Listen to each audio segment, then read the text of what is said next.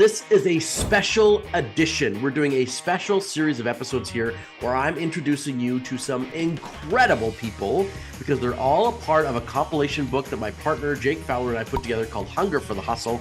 And we are interviewing all of the authors, so you get a chance, a little bit of an insight into how brilliant and amazing these people are. Ladies and gentlemen, welcome to another special edition of the Marketing Wizards Inner Circle. My name is Michael Bridgman, but you already knew that. And I have with me today a very special guest, the co-collator, the co-editor, the co-creator of the Hunger for the Hustle book, and an author in the book as well, the amazing, the dynamic, and the Hunger for the Hustle founder himself, Mr. Jake Fowler, all the way from Australia. Jake, welcome to the show. Thanks, Michael. Great to be here. Great to be part of this project, and just so excited. So excited. 2 years in the works. Yeah. I could have never have dreamed this being as big and having as much impact as I know it's going to have. I'm really excited for it. Yeah, it's been a journey, buddy. It has been a journey. It has been a journey, hasn't it? It's been a journey, and I think we're going to lean into a bit of that journey in this short and sharp interview, because there's a lot of things people don't know. Everything has its backstory and has its journey behind what you see. And me and you know that you, and of course some others on the team know that journey better than anyone. Because we've been here for the whole thing. It is. Yeah, most people see the tip of the iceberg, but you don't know what's underneath that iceberg. Let me tell you. Right? No, especially this one. It was a big old iceberg. You know, several Titanics had to avoid this iceberg. Yep. Yeah, for sure. So Jake, you are not only just one of the co-creators, and along with myself, of this book itself. You're the founder of the Hunger for the Hustle podcast, which was the initial spark of inspiration for the book entirely. So tell us a little bit about the Hunger for the Hustle podcast and how it came to be. That's right. So Hunger for the Hustle, let's rewind back to the quite interesting, challenging, and time of potentially lots of growth of 2020, which is where me and you met, actually, Michael, with a number of other people who feature in this book. Under the guise, training, teaching, and coaching of Les Brown and John Tallarico through a couple of different training programs. The main one that brought us all together was something called the Power Voice, which was led by Les Brown with John Tallarico as the co-host and trainer. And it taught everyone how to find their voice and then how to use their voice and their message to the world. And a lot of us made really big friends and formed a network that we've still got now. And subsequently, following that training, I did a speech and was picked. They did a summit, a live summit online called the Power Voice Summit. I was one of the first to get picked, and I was the first to open the inaugural show. I did that speech. I got a lot of good feedback from it. I was really excited and wanted to carry on that impact in some way and carry on the value that I thought I could give back in turn by being taught to use my voice in that course. So the podcast was the obvious route to go for me. Clearly, as you can tell by this interview, never had a problem with speaking and enjoy that kind of host role, the interview style role. So Hunger for the Hustle was just the obvious, succinct title to go with. And well, then that's how the podcast came to be. The book. Yeah, but you're being very humble, Jake. You're being very humble. You did something incredibly ambitious. For those who are watching, Jake did what a lot of entrepreneurs should be doing, which was set a kind of wildly crazy goal and pursued it with everything he had. You wanted to get how many episodes done in how many days? What was the number? I wanted to get 100 done, and I just wanted to get them done as quick as I can. I'd made an agreement with a certain individual, which we'll get onto in a minute. I really didn't have a time frame in mind per se, but I just knew I wanted to get it done in as quick as I can. I ended up doing 100 episodes in, let's see, less than 6 months. Yeah. Sometimes 2-3 a day, back to back. Yeah. But still managing to keep, that balance of quality and quantity. And keeping the value that the episodes could deliver high, but still, and really, to be honest with you, cutting my teeth into the podcasting thing, into the hosting thing, into the public speaking thing. And figuring out how to be a host and enable a platform to provide for people to tell their story and listen to the listening in doing that, so I could ask them questions and really bring out an authentic and real version of their events. Beautiful. And now I want to get on to sort of what the inspiration behind putting the book together was and why you're so excited about it in just a minute. But before we do that, a lot of my audience is over here in North America, Jake, and some of them are going to be going, okay, that is not an Australian accent. I understand that Jake's in Australia, but that is not an Aussie accent. What the hell am I listening to right now? So where are you from, Jake? And please explain how that accent gets in Australia. It's going to tie into what my chapter is about very well. Some people would argue with you, Michael, and perhaps for the purpose of the interview today, I'm polishing up my speaking and delivering the best, finest Queen's English. Oh, I see. I am indeed, in fact, from Birmingham, England originally. Been in Australia, been blessed to live in Australia for the past 7 years. I first travelled to Australia well over 10 years ago now and fell in love with the place. It took me a while to figure out how to get to stay here permanently, or at least make a plan and execute that plan. It all kind of snowballed very quickly once I did execute on it. But I've been in Australia for 7 years. Haven't something I'm quite happy about, to be honest with you. Haven't got an Australian accent yet. You want one, do you? Don't intend to get one either. No. Oh, okay. Okay. Nothing wrong with it. Nothing wrong with it. I just like my voice the way it is. Thank you very much. So yeah, I've been in Australia 7 years. So your accent is what they call a Burmese accent, right? A Brummie accent. Brummie. Accent. Yeah, I've told you that before. Get it right, Michael. Come on. Okay, Brummie. Right. Brummie. That'll stick. Yes. Yeah. Okay, so someone wants to go buy the book. They're interested. They're watching this right now. Like, okay, so this is a book of 28 different stories. But narrow down, Jake, a little bit about what the intention behind the book was. Like, why would I want to buy this book if I was looking at it on December the 3rd? It's such a good question. And you probably want it to be, I know, because you want to make this short, but I'm going to try and give it a short answer as I can.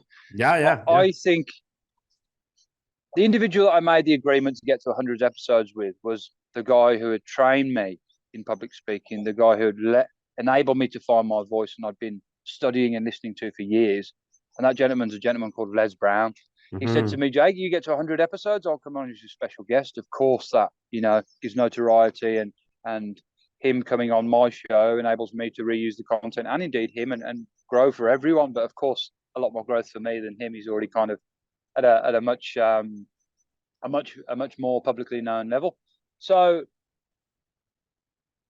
that in turn, things, you get inspired by life in things and they lead you to other things. You're not always exactly sure of how it's going to play out, but that energy always feeds on, and Les Brown made an impact and is still making impact on the world, and he trained me to do that. I continue to do that through my podcasts, and now we're going to continue to do that through the book with not only myself but the other 28 authors that are in there, all telling a short story of something they've been through, they've struggled through and come out the other side of, and some value for you guys, the reader. The stories are vast and varied. Everyone is from different parts of the world, and everyone, of course, has their own story, which, there's everything in there from bereavement, addiction, business troubles, family troubles. There's some light-hearted ones in there as well, people just getting used to traveling different parts of the world.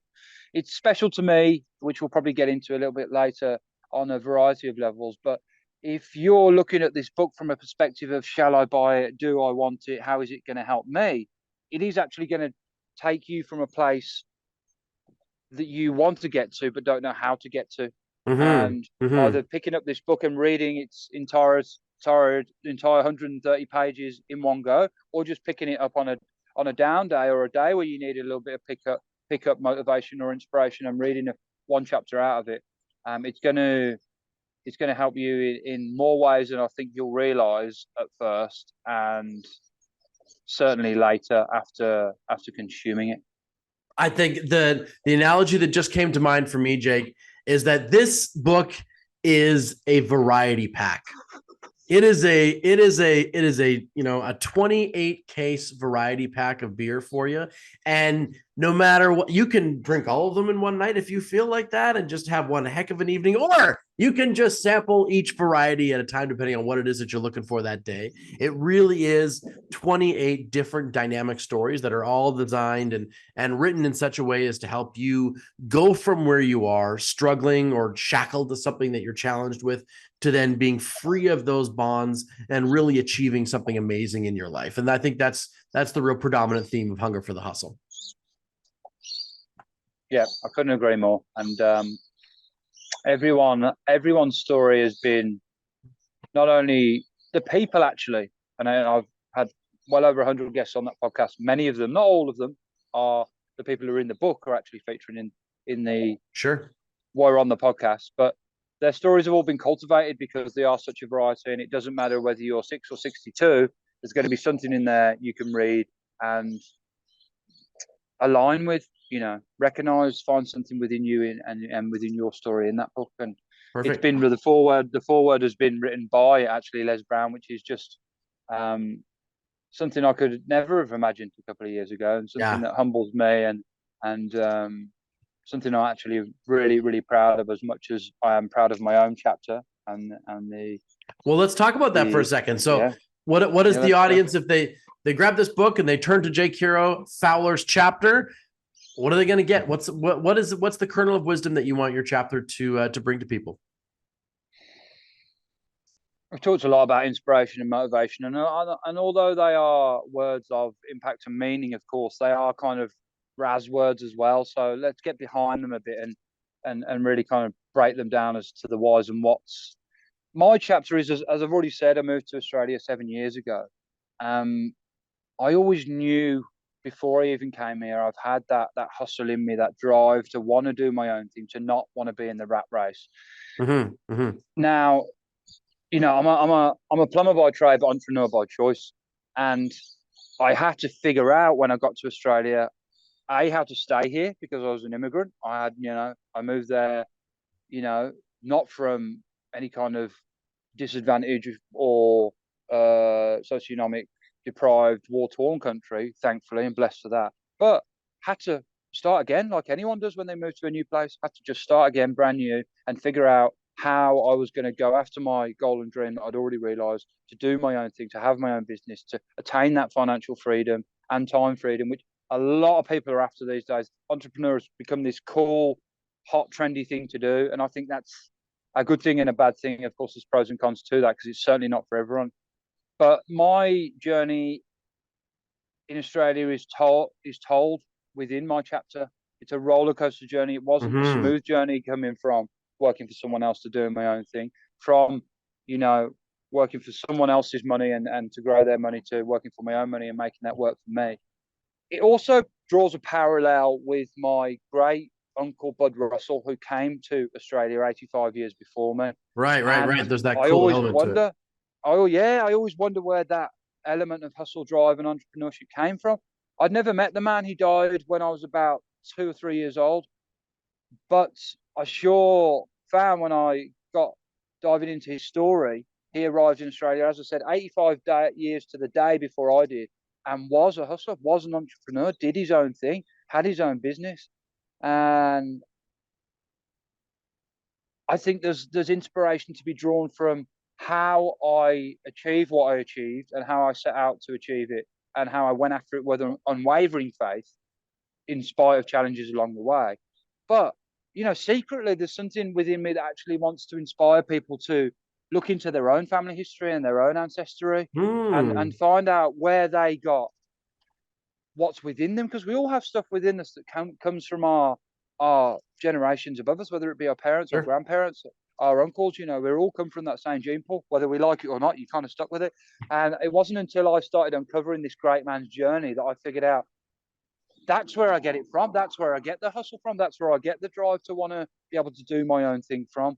And it's a fascinating and endearing journey to go on. So I hope it can drive people to do different things in different ways.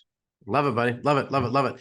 So, my friends, if you want to check out this book, if you want to grab a copy at a crazy, crazy discounted price, December the 3rd, Saturday, December the 3rd, we are launching this book. So you can get your hands on it through an Amazon digital, like you get a virtual book or an ebook, I should say, and you can get that on December the 3rd. Now, the key is to go down below here and click on the link to join our launch Facebook group.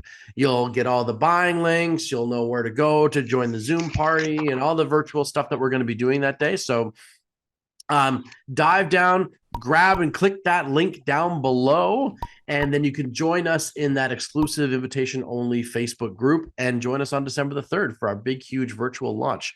Mr. Jake, as we finally wrap things up here, just give us a quick 30 seconds, my friend, on how excited you are about this book coming into fruition and what jazzes you about the project. So excited. 2 years in the works. It was questionable at some points along the way whether we'd ever actually even get it over the line. Many reasons for that, which you will be highlighted and told about on this launch of September 3rd. And that, we're doing a big live event, some very special guest speakers, some giveaways, some stories behind the stories inside the book. And the collaborative excitement of not only me and you, but everyone else involved in the project means that this is going to have such an infectious impact that you guys watching it are not going to be able to not hear about it, to the point where you might get annoyed by it, to the point where you're going to buy a copy just because you're not going to be able to get You to can't sleep avoid it. if you don't. You can't avoid it.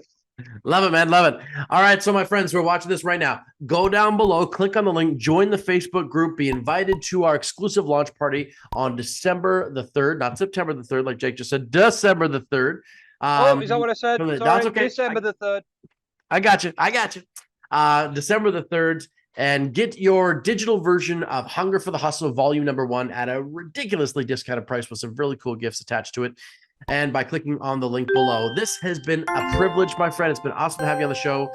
I have been Michael Bridgman. He has been Jake Fowler. You have been awesome. And thank you so much again for watching another episode of the Marketing Wizards Inner Circle.